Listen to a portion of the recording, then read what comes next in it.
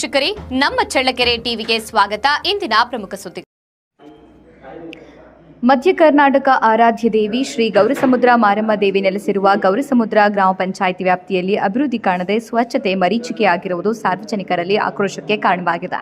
ರಾಜಕೀಯ ಹಾಗೂ ಅಧಿಕಾರಿಗಳ ಮಧ್ಯೆ ಸಮನ್ವಯದ ಕೊರತೆಯಿಂದ ಕೂಸು ಬಡವಾಯಿತು ಎಂಬ ಸ್ಥಿತಿ ನಿರ್ಮಾಣವಾಗಿದ್ದು, ಇದರ ಬಿಸಿ ತುಪ್ಪವನ್ನು ಗ್ರಾಮಸ್ಥರು ಅನುಭವಿಸುತ್ತಿದ್ದಾರೆ. ಈ ಹಿಂದೆ ಪಂಚಾಯಿತಿ ಅಭಿವೃದ್ಧಿ ಅಧಿಕಾರಿಯಾಗಿ ಕಾರ್ಯನಿರ್ವಹಿಸುತ್ತಿದ್ದ ಕೊರ್ಲಯ್ಯ ಅವರು ಶಿರಾ ತಾಲೂಕಿಗೆ ವರ್ಗಾವಣೆಯಾದ ನಂತರ ಸಮಸ್ಯೆಗಳು ಮತ್ತಷ್ಟು ಹೆಚ್ಚಾಗಿವೆ.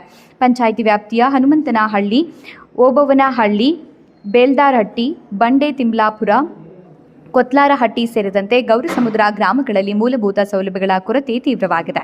ಗ್ರಾಮಗಳಲ್ಲಿ ಸ್ವಚ್ಛತೆ ಇಲ್ಲದೆ ಕಸಕಡ್ಡಿ ತುಂಬಿಕೊಂಡಿದ್ದು, ರಾತ್ರಿ ವೇಳೆ ಬೀದಿ ದೀಪಗಳಿಲ್ಲದೆ ಕತ್ತಲೆಯ ವಾತಾವರಣ ನಿರ್ಮಾಣವಾಗಿದೆ. ಕುಡಿಯುವ ನೀರಿನ ಸಮಸ್ಯೆ ತೀವ್ರವಾಗಿದ್ದು, ದೇವಾಲಯಕ್ಕೆ ರಾಜ್ಯ ಹಾಗೂ ಹೊರ ರಾಜ್ಯಗಳಿಂದ ಬರುವ ಭಕ್ತರು ಕೂಡ ಸಂಕಷ್ಟ ಅನುಭವಿಸುವಂತಾಗಿದೆ. ಇದಲ್ಲದೆ ಗ್ರಾಮ ಪಂಚಾಯಿತಿ ಸಿಬ್ಬಂದಿಗಳಾದ ಲೈಬ್ರರಿ ಸಿಬ್ಬಂದಿ, ಸ್ವಚ್ಛತಾ ಕಾರ್ಮಿಕರು ಹಾಗೂ ವಾಟರ್ ಮ್ಯಾನ್ಗಳ ಕಳೆದ 4 ತಿಂಗಳಿಂದ ವೇತನ ಪಾವತಿಯಾಗಿಲ್ಲ. ಇದರಿಂದ ಅವರ ಕುಟುಂಬಗಳು ಸಂಕಷ್ಟಕ್ಕೆ ಸಿಲುಕುವ ಭೀತಿ ಎದುರಾಗಿದೆ. ಈ ಸತ್ತು ಖಾತೆ ಮಾಡಿಸಿಕೊಳ್ಳಲು ಗ್ರಾಮಸ್ಥರು ಪಂಚಾಯಿತಿ ಕಚೇರಿಗೆ ಸುತ್ತಾಡುತ್ತಿರುವುದರಿಂದ ಸಾರ್ವಜನಿಕ ಸೇತುವೆಗಳು ಸಂಪೂರ್ಣವಾಗಿ ಸ್ಥಗಿತಗೊಂಡಂತಾಗಿದೆ.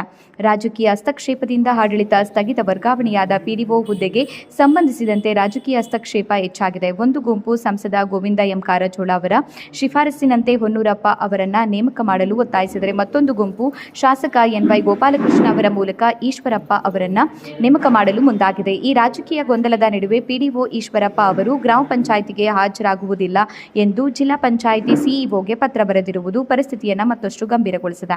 ಕಳೆದ 2 ತಿಂಗಳಿನಿಂದ ಪಂಚಾಯಿತಿ ಆಡಳಿತ ಯಜಮಾನರಿಲ್ಲದ ಮನೆಯಂತಾಗಿದ್ದು, ಸಮಸ್ಯೆಗಳು ಒಂದರ ಹಿಂದೆ ಒಂದರಂತೆ ಹೆಚ್ಚುತ್ತಿವೆ. ಸಿಇಒ ವಿರುದ್ಧ ಸಾರ್ವಜನಿಕರ ಆಕ್ರೋಶ. ಸಮಸ್ಯೆಗಳ ಬಗ್ಗೆ ದೂರು ನೀಡಲು ಸಾರ್ವಜನಿಕರು ದೂರವಾಣಿ ಮೂಲಕ ಸಂಪರ್ಕಿಸಿದರೂ ಸಿಇಒ ಕರೆ ಸ್ವೀಕರಿಸದಿರುವುದು ಜನರ ಆಕ್ರೋಶಕ್ಕೆ ಕಾರಣವಾಗಿದೆ. ಕೆಲವೊಮ್ಮೆ ಕರೆ ಸ್ವೀಕರಿಸಿದರೂ ಟೋಲ್ ಫ್ರೀ ಸಂಖ್ಯೆಗೆ ದೂರು ಮಾಡುವಂತೆ ಸೂಚಿಸಲಾಗುತ್ತದೆ. ಆದರೆ ಆ ಮೂಲಕ ನೀಡಿದ ದೂರುಗಳಿಗೂ ಯಾವುದೇ ಸ್ಪಂದನೆ ಸಿಗುತ್ತಿಲ್ಲ ಎಂದು ಸಾರ್ವಜನಿಕರು ತಮ್ಮ ಅಳಲನ್ನು ತೋಡಿಕೊಂಡಿದ್ದಾರೆ. ಕೆಳಹಂತದ ಅಧಿಕಾರಿಗಳ ನಿರ್ಲಕ್ಷ್ಯ ಹಾಗೂ ಮೇಲ್ಮಟ್ಟದ ಅಧಿಕಾರಿಗಳ ಸ್ಪಂದನೆಯ ಕೊರತೆಯಿಂದ ಸಾರ್ವಜನಿಕರು ತೀವ್ರ ಸಂಕಷ್ಟ ಅನುಭವಿಸುತ್ತಿದ್ದು, ತಕ್ಷಣ ಕ್ರಮ ಕೈಗೊಳ್ಳುವಂತೆ ಒತ್ತಾಯಿಸಿದ್ದಾರೆ.